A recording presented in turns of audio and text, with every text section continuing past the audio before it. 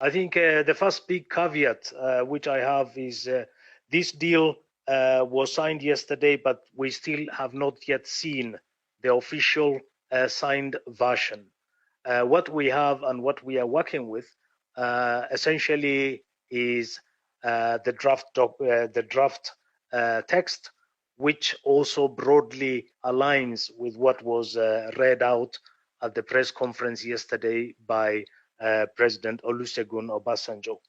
And going by that text, it does seem that the two parties will agree to cease all hostilities, and that, of course, is probably the most important element of this peace agreement. And this is a good first step, which hopefully will lead to more, I think, a broader peace and political settlement.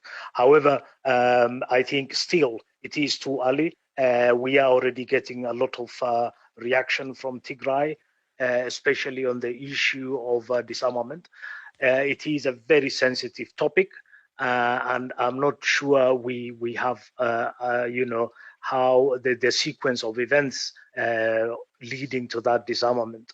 I think in principle, disarmament isn't a bad thing, but it has to be tied, I think, to a broader political settlement. It's said, because I'm looking at an agreement which I have to say does have signatures on it, so I don't know whether we've been privy to the signed copy or not, but it says in response to that disarmament, it said we've also agreed on a detailed program of disarmament, demobilization and reintegration for the TPLF combatants, taking into account the security situation on the ground. How easy is that going to be to reintegrate these TPLF forces into, I assume, the Ethiopian National Defense Force? I think the issue to say here is that, first of all, probably the bulk of the TDF or the Tigray Defense Forces were actually former members of the Ethiopian National Defense Force. So a reintegration is not going to be, an impossible venture.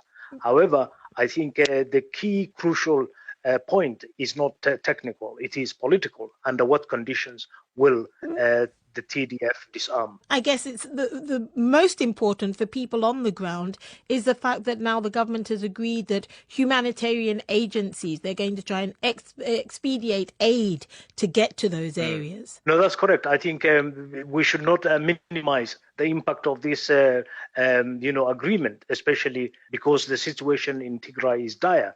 Millions of people are still facing very grave human, food situation. Basic services are still suspended. So I think if in the next few days we see a rapid process of restoring the essential services to Tigray, and also the lifting of the siege, the return of the humanitarian supply, I think that will still be seen as victory. However, I'm still worried that there will be elements which are outside this peace process but are very powerful, especially Eritrea. Very little has been said about the Eritrean role in this conflict, and I'm worried that even if Addis and Mekele see a reason to forge peace, Eritrea may seek to undermine it.